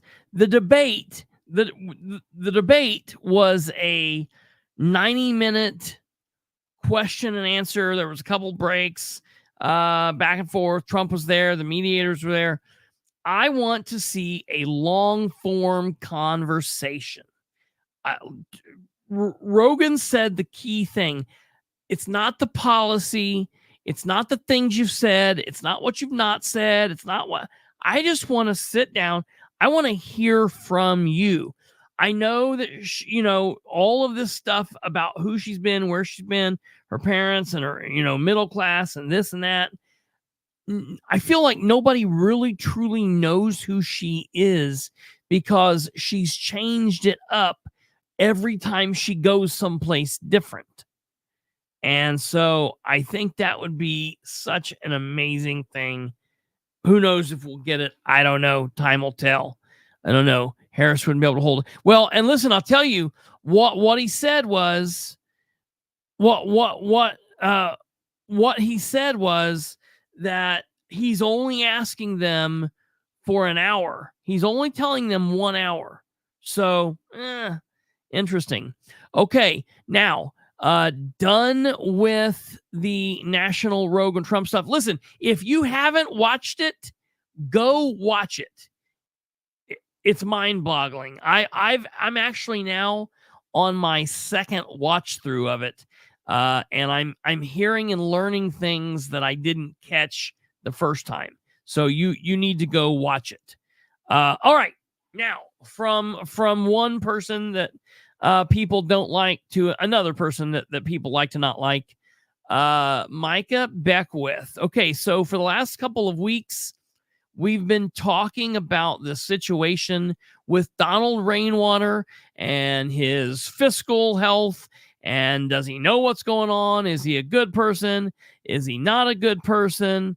Does he know, yada, yada, yada, all this nonsense, okay? Well, as Kate and I pointed out, matter of fact, it was Kate, the first person who was like, what's going on with Micah's health? What's going on, fiscal health? What's going on with Braun's? I mean, look, that's just the question, right? How old is Trump? Is Biden too old? Is he capable of doing it? Well, how old's Trump? Is he too old? Is he, is Ridenhour going to tell us the truth? Well, is Jeff Robinson going to tell? That's always a thing. If you say something about the left, they're going to say it about the right. If you point something out about the right, they're going to point it out about the left. That's just turnabout being fair play in politics. All right. So they came out 30 years ago. All of this horrible shit happened with Rainwater. Money, didn't have it. He was a loser. He's a deadbeat, yada, yada, yada. All a bunch of bull crap. Okay. My big thing was nothing bad happened from after 2009 forward. So he filed bankruptcy in 2009. So it took him a couple of years to get out from under that and start righting the ship. But he did. I said, listen, if he started having all this bad shit happening in 2009, and here it is 2024, and he's still, he's out here holding a sign, I get it. Maybe he's not who we want. But if he was able to right the ship, isn't that what we hope and dream of? Isn't that what it's all about? Being able to correct the mistakes. So my whole thing was, I didn't want to focus on that far back in the past, because to me, it's not relevant about who he is today. But if we were going to look at that, we needed to be fair and we needed to look at everyone else's. And if anyone had something going that would have been later than 2009, then that's a question. Okay, that's something that we need to focus on. So, it doesn't take a rocket scientist. We looked it up. We looked him up in my case. It's not like, we needed to file all these big record requests and, they took forever to get back to us. We went on my case and we typed in Micah Beckwith. We went on Docs Pops and we typed in Micah Beckwith. And guess what? When you do that, he has some issues in his background. And so we talked about it. I posted it and talked about it, posted it on Twitter. We've talked about it, but now it's getting talked about in other bigger circles as well. And it's a thing now. So here is Indie Politics. This is a website out of Indianapolis. It's ran by Abdul Hakim Shabazz, who is an attorney. He's a Politico out of Indianapolis. Radio personality. A friend of mine. And he's got this article that says Micah's money issues. Republican Lieutenant Governor candidate Micah Beckwith has been sued and has had wages garnished in the past. Wow, just like rainwater. Ooh, including a lawsuit filed by the Allen County Treasurer for failure to pay taxes. Ooh. Now, you would think maybe that would swing some libertarian people over his way because taxes are theft, right? Problem is, he wasn't protesting anything. He just wasn't doing the right thing, or he didn't have the money, or there were some kind of issues going on, or it was times were tough, or whatever the excuse was. The bottom line is it happens. So my whole thing is, look, I don't truly give a shit because his issues were quite some time ago. It's not like this happened last week, last year, 2 years ago, 5 years ago. This was some time back. But what's good for the goose is good for the gander. So it's important to understand. A check of the court records show that Beckwith was the subject of legal action in 2007, 8, and 2010.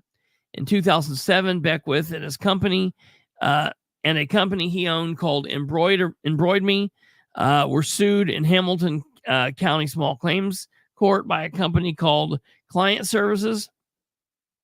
Client Services sued Beckwith saying he owed them $5,000. Okay.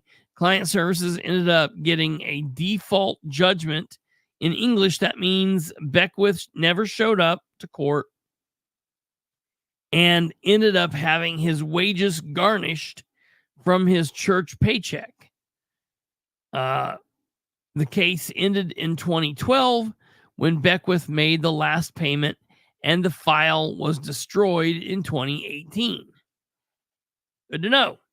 Moving on, the second legal issue Beckwith faced in 2008 was Allen County Small Claims Court.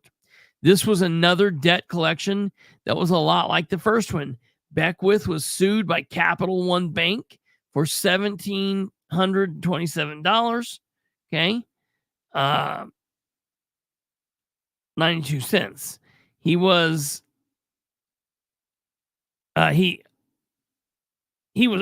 served a notice and again failed to appear, and a default judgment was entered and his church wages were once again garnished. In the third collection action, and the one that could be the most damning, and here's why, the government did the suing. Beckwith was sued by the Allen County Treasurer's Office in 2010. Okay, why does that matter? Well, the pattern was the same. Beckwith owed money, didn't pay it, so the county sued and filed a motion to garnish his wages. Beckwith never showed up to court, but like the others where his wages were simply garnished, this one he was held in contempt on. And here's the kicker.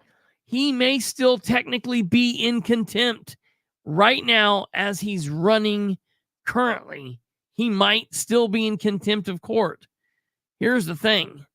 No matter what they said about Donald Rainwater, he's not currently in legal trouble. He's not currently in contempt of court. And all of that was a long, long time ago. Beckwith might still be in contempt of court, but yet they're okay pushing these nasty attack ads through, not thinking about the ramifications that when you get to pushing, sometimes the pushed do a little pushing back. I think that's important to understand. Now, what blows me away is Rob and I were friends before all of this. Rob and Don were friends. But Rob is going on this tour where he's cutting the lines with everybody because of Micah Beckwith. You know, that blows me away. To me, I never thought that it made sense to go blow up all my relationships for one best friend. That was kind of funky. I had a lot of relationships with my friends. And if there was ever somebody that said, hey, I don't like to like me, you got to get rid of everybody else, I would have told that dude to go flip sand. That's funky, first off. But it blows my mind because Rob is like really getting nasty with all of these people that he has had long time relationships with, all over a politician who deep down Rob knows is going to do wrong by him at some point if he hasn't already. It's insane to me. Rob Kendall wrote in a tweet over the weekend, Indiana is a Republican state.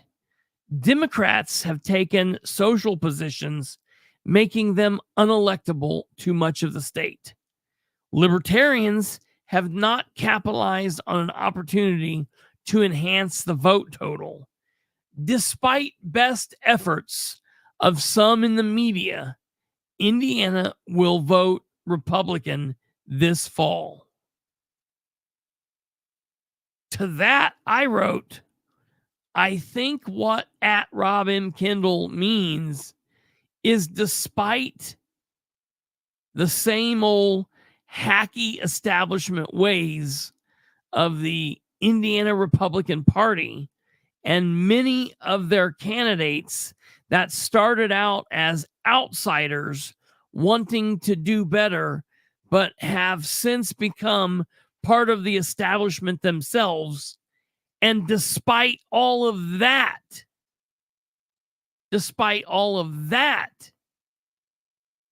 they will still win because in Indiana, due in part to gatekeeper politics, to low information voters, and other issues, our choices are bad Democrats and worse Republicans. And unfortunately,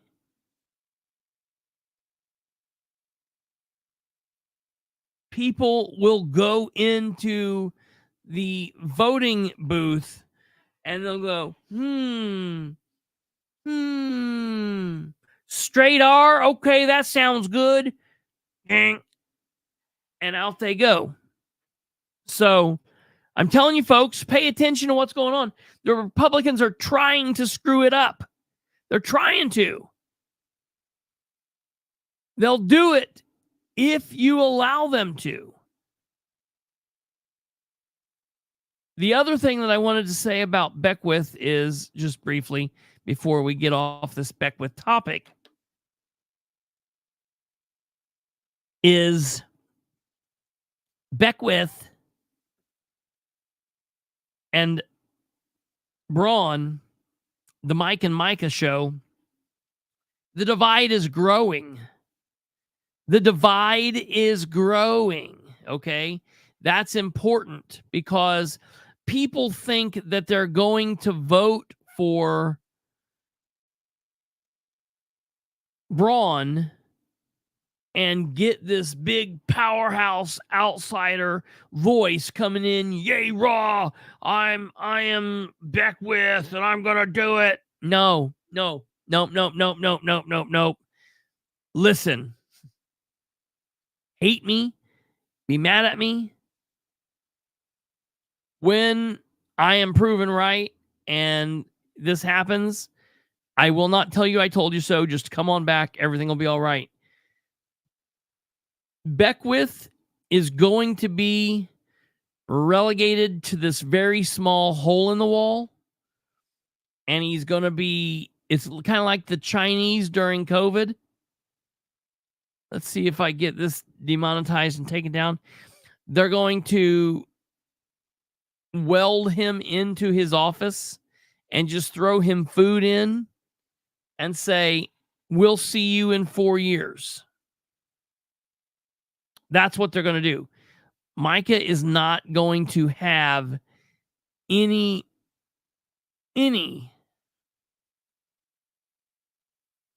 major influence or decision-making ability. And Braun is going to make sure of that. And it's because Braun has been watching Beckwith stick his foot in his mouth ever since he walked on stage and Beckwith was there smiling and Braun had that, oh shit, now what look. So I'm just telling you, watch this, folks. For those of you out there that are major Micah Beckwith fan girls and boys, you've got to ask yourself, if you haven't voted,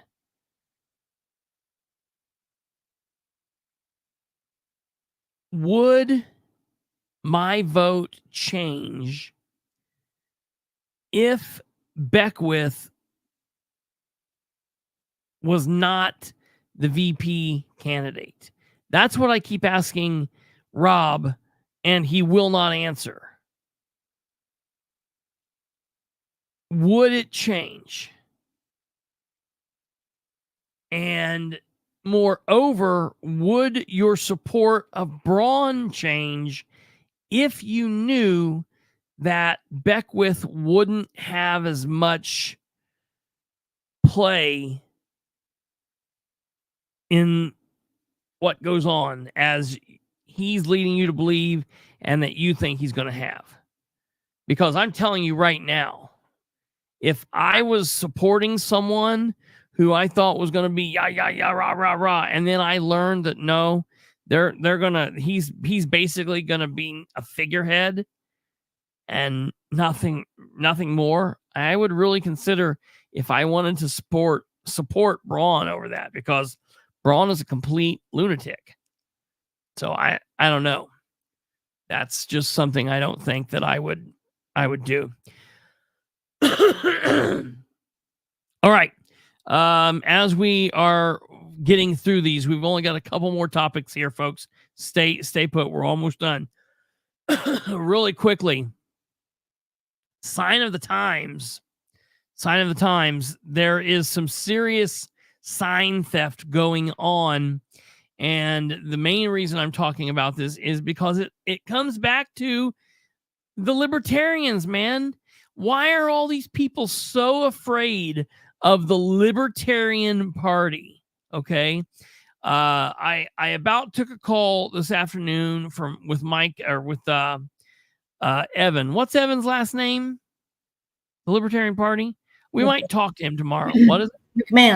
McMahon. Okay. Yeah. Instead, I spoke with this other gentleman in this story. So I want you guys to listen to this and think about this. The head of the local IBEW union in Vigo County has admitted to stealing libertarian yard signs. On October 26th, the 8th Congressional District Libertarian candidate, K. Richard Fitzlaff, noticed that both his signs and those for Donald Rainwater were again missing from a Terre Haute vote center, noting this was not the first time his yard signs and Rainwater's signs had been taken or stolen. Fitzlaff deployed trail cams in the hopes of catching the sign thief. The trail cams revealed that Jim Fellows, the leader of the IBEW Local 725 union, had taken the signs down. The local IBEW has contracted with the Vigo County as a vote center in the 2024 election. So understand what that means. This is a private organization. However, they have contracted to be a vote center, early vote, day of whatever. Generally, you will have signs placed outside of a polling place. And how that basically works is, in the state of Indiana, even at a polling center, the place can determine if they're going to allow signs or not. The thing is, if they allow one sign, they have to allow them all. And they cannot be taking down other people's signs. Okay. So Fitzlaff called the county sheriff's office to report the theft and request that a charge be filed against Mr. Fellows for theft and or conversion. The deputy who responded took the report and noted that Mr. Fellows acknowledged that he had taken the signs from the vote center. He had received permission, he said, from the county clerk to remove any signs that he wanted. He stated that he would return the stolen signs to Fitzlaff and Rainwater. Okay. The issue here is, though, however, that the vote center is also the IBEW Union Hall, and therefore it's private property. The IBEW can decide, like any other personal property or private property, business, otherwise, they can decide what goes in their yard and what doesn't. However, when they contract with the county to do this work, like so many other places do, they have to be even across the board. And so it's interesting because the officers talked to the guy. The guy admitted that he was doing this. I talked to Fitzlaff today, and they're going to talk to the Vigo County Sheriff's Office or Vigo County Clerk's Office tomorrow to find out if the Vigo County Clerk's Office indeed did tell Jim Fellows to do this. What's going to be interesting is if they say, no, we didn't do that. That will be interesting because the libertarians are asking for criminal prosecution. They weren't necessarily at first. What they were asking for was their signs back. And I think some of them are going to be able to be returned and some of them are not. So I think the decision was made, if they contact the clerk's office and the clerk's office say, well, we didn't do this, or, whatever, then I think that they're going to ask for charges to be filed. First of all, why mess with the libertarians? That's crazy. It's weird that it was a Democrat doing it, not a Republican, because normally it's been the Republicans that have been dicking with rainwater throughout this time. So I was kind of shocked when I heard that. So that is actually interesting. But I just want to tell everybody, listen, do not mess with signs. Do not. We haven't said that this year. I normally say it a lot during the elections. Do not mess with signs. If you're a homeowner, if you're a business owner, if you rent a property, if you rent a business, whatever, and you're the contractual person to the property, you can allow whatever sign you want. You can allow someone to put the sign up. You can then take the sign down. You can change your mind, put it up, put it down, put it up, put it down. You can do whatever you want to do. But I would say, unless there's just something real crazy going on, don't damage the signs. If you don't want a sign and you're taking it out of your yard, contact the campaign and give the sign back. But do whatever you want to do. However, just for the love of God, do not touch signs that do not belong to you. Don't go and look and say, I don't like that guy, I'm taking it down. That is a criminal charge. You can be charged criminally for that. And what's funny is they're saying, like, well, it's conversion and theft, but they're actually wanting to look and see if this is some kind of election interference, because this is actually happening at a polling center. And so it's kind of happening in a way to limit people's understanding of who might actually be on the ballot. So they're looking at that too. I don't know that that's going to stick as much, but this will be an interesting thing to see how this unfolds. So that's really, really big. Okay. Moving on, we'll keep you posted on this sign theft, because I hope they get charged. I hope the guy gets charged for this. I think it would be interesting, and I would definitely like to see how something like that would play out, because every time something like this comes before the court, they continue to uphold the same thing each and every time. So it's actually time. Yeah, they do usually support the Democrats, and this year they did support Kamala and Harris. The problem is, when they're contracting out to be this polling center, at that time, their thoughts on the matter go out the window, and they have to open it up to everybody. Now, if they would have said, no, we're not allowing any signs in our property, that I guess would be okay too. But you just can't. It's not. It's an all or nothing thing. It's an all or nothing thing. Okay. Moving on from there, I want to talk about early voting, and this is just real simple. This is just a quick little picture that I've noticed, a couple pictures. Here is the picture from Delaware County's early voting on Saturday. The person who took this picture was in line for an hour and 45 minutes from this point right here, and there were people behind her. So for those of you that are not familiar with where we are, this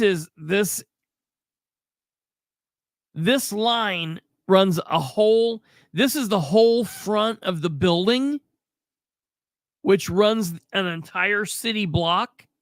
And then what happens is, as you get down there, you see the sign at the very down at the bottom at the very top down there, and then you see the black door. There, that black spot. They're not going into that door. It actually turns to the left, and they turn to the left, and then they go into a door further down on the left. So this goes on for quite some ways. And it's been like this, like, a lot of the days. It's been like this a lot. Please, if you're waiting till the day of to vote, do not wait till the last minute. Number one, if you're going to wait till the last minute, you got to get there. You've got to be prepared to be in line and wait. Go early, go earlier in the day to make sure you're there. Because what would always scare me is I would get there, I would still have enough time, but something would happen and they would be like, what?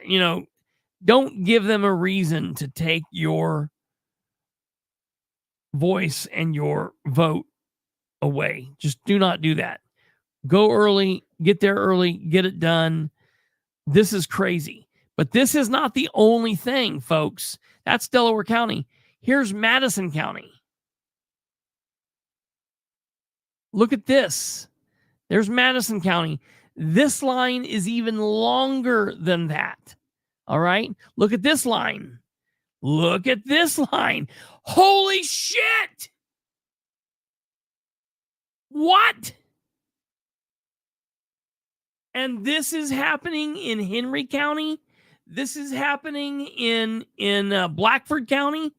This is happening all over East Central Indiana. And folks, it's happening in other states as well. What are we to make of this? I'm telling you. Is that a rainwater sign, man? Yeah, I think it is. Ha ha! I love it. Yeah, I'm pretty sure it is. You can't see in this picture. Yeah, holy ballot box, Batman. I'm telling you what, this is a beautiful sight. Beautiful, beautiful, beautiful sight. I'm so excited to see this. I am starting to get so hyped up. I am so excited. Woo! It's going to be amazing. Holy shit. It's it's going to be great. All right. Hey, just in ending here real quick. Before we roll out of here, I want to say that I remember the end of the show the other night where I was trying to get a hold of my ex-wife, and I was trying to find out about, I don't ever say their name right, Cully, Coley. And I was trying to find out if they were union or not, because I heard that they were going to be doing the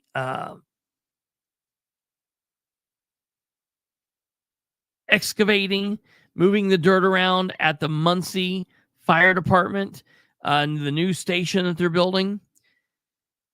And I was told, I talked to her on Saturday, and I was told two things. Number one, her current husband does work there.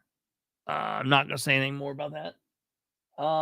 And while he's not involved or in charge or a part of in any way what's happening in Muncie, he does something totally different. It seems as if they will be doing that work. And so that's just one of a number of people. I'm going to go down through the list of every single one of the contractors, every single one of the developers, every single person that's there. I'm going to go down through and figure out who they are, what they're doing, and where they're from, whatever. Because at the end of the day, when this is built and it's said and done, there will be a grand total of number of people who've worked on this. I don't know if that number is going to be 100 people. I don't know if that number is going to be 50 people. I don't know if that number is going to be 13 people. I don't know if it's going to be 200. I don't know how many people. But at the end of the day, you're going to have 100%. Whatever the grand total of number of people are, there they are. And we're going to look. We're going to find out what the breakdown is and how many people were union and how many people were non-union. And for the record, for the love of God, I'm going to say this for the last time. I am not pushing this because I care. If this is done by a union team or if it's done by a non-union team, that is not my fight. My fight is because Ridenhour has so commonly told various councils, various people, yeah, I'll do this, we'll do this, yada, yada, yada. And then when it comes time for this, that's not what happened. I am wanting to prove that in this situation because this will have been such a cluster at the end of this. I think it's going to cost us way, way, way, way more money than what it should. And I'm going to be there to point out any and all failures of this thing along the way, not to be a Debbie Downer, negative Nancy or whatever, but to be realistic and say that maybe this is the reason why we don't jam shit through, Dan. All right. That's the way it is. Dan loves to jam shit through. Jam it, Dan. Yeah, there we are. Jam it, Dan. And I just cannot take it. So that's that. I will have more information hopefully tomorrow. Audie might be on with us a little bit tomorrow. We'll see what goes on. I'm working on a couple of things for this upcoming week. So we'll keep you posted about all of that. And lastly,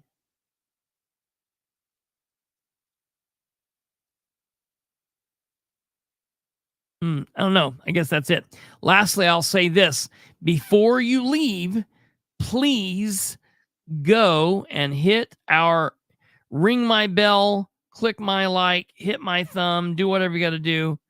Make it as weird as you want to make it. It's fine with me. You guys have been fantastic. Thank you all very, very, very much for tuning in. Please share the show with everyone you know. This has been a very, very big and important show, packed full of a lot of different information. You guys have been fantastic. A big shout out to each and every one of you. We will be back here tomorrow, God willing, at 9 p.m. Eastern. And the time change hasn't got us yet, so we'll still be there. You guys have a good evening, and we will see you tomorrow. Good night and goodbye.